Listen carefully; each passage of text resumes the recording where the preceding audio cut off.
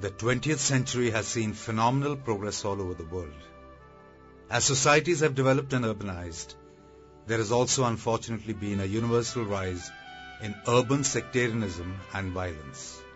As traditional systems have failed to redress some of the problems of urbanizations, many cities have seen a rise in aggression, fighting and hostility, often leading to rioting, bloodshed and carnage.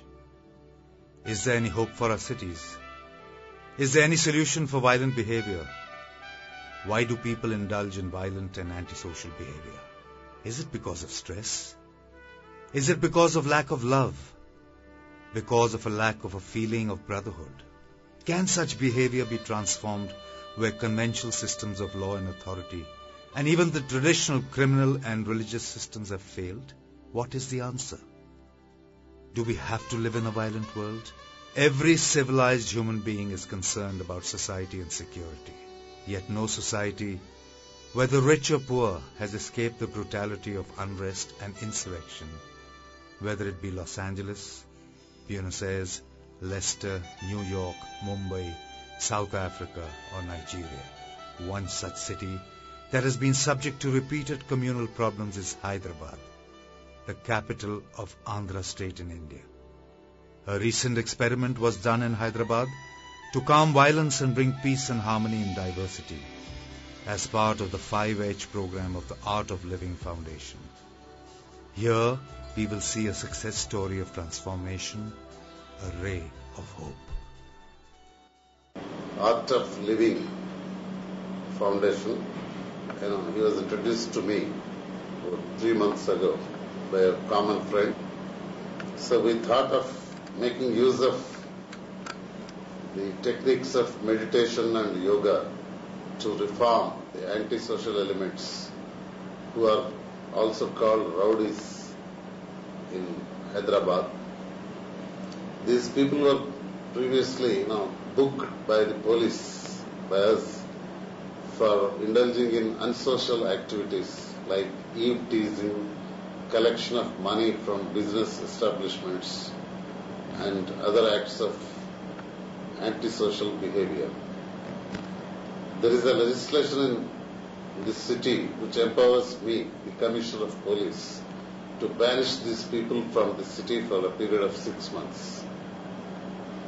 When the normal criminal justice system failed to book them, bring any change in them, so I took the extreme step of expelling them from this city.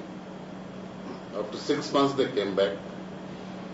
Then, as luck would have it, coincidentally I came to know the art of living just then when these people were returning from their exile. So me and my officers, we sat down together and thought, why not put them through this process of meditation. In the month of August, we went to Bangalore to undergo the advanced course. There, Guruji suggested we take up the Nav Chetna Shibir, an advanced course for the rowdy and unsocial elements of Hyderabad. So we chose a few places like Shainath Ganj and Masab Tank and Krishnanagar. And these people who inhabited these areas are very notorious rowdies. Among them, a few also were booked by the police for murder, rioting, arson, affray, rapes maybe. So they were handpicked. And when we took when I saw them for first time, I saw them with bloated faces, drooping eyes, eyelids. So I thought days are numbered. Some of them came willingly, others grudgingly. They came because partly fired by a zeal to reform themselves and partly also due to the fear of police. But once they started, there was no looking back. Most of them took to yoga and meditation through this Art of Living program like fish to water. So we thought if they could excel in their unsocial activities and become first-rate criminals, they also became first-rate yogis.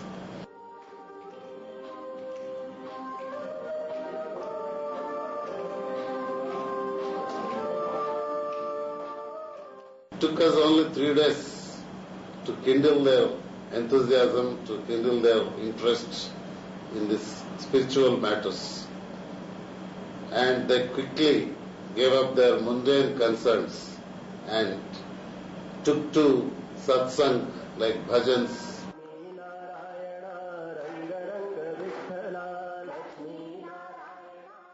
Suggested that rowdy seater's name itself is sounding differently. During the course, the teacher suggested that instead of calling the participants rowdies, as they had previously been called, we call them Guru Sevaks or divine servants. After transforming their bodies and minds through the course, these men are now involved in social activities like providing free medical aid for poor and needy persons, feeding the poor people. We have seen a lot of change in them. They have changed and are now serving their society. They have not indulged in any unsocial activity after this training. These rowdy cheaters are not really criminals. They have become antisocial elements because of circumstances, because of lack of opportunity, and because of a lack of correct guidance. It is out of frustration and having no choice that they have taken to criminal activities. Here are some of the participants talking about their experiences after the course. My name is China Islamia Miago. I was involved in many crimes. I was very troubled for 20 years. It is a blessing that my companions and I did a 3-day course and then a 6-day course. After doing the course, we felt like children, like we used to feel when we were children playing in school. I have peace of mind. Even if someone speaks angrily, I will try to reason with them. My anger has reduced after doing the course. I have done a lot of exercises. I have done yoga and aerobics, but nothing like the Sudarshan Kriya. If programs like these continue, then it is probable that there will be no more crime in Hyderabad. I would like to thank the task force team that has brought us to this point. Otherwise, we were going on the wrong path. After doing the first round, I felt peace of mind and experienced an improvement in myself and in my body. I was told that the Sudarshan Kriya was good, and so I decided that let me try it and see what it is. The Sudarshan Kriya is good. No praise is enough for the Kriya. I had pain in my stomach, which is reduced. I have a lot of peace of mind. I am very happy after doing this course. I have never been so happy. For the last 20 years, I was unable to sleep properly, as I had a lot of fear and anxiety.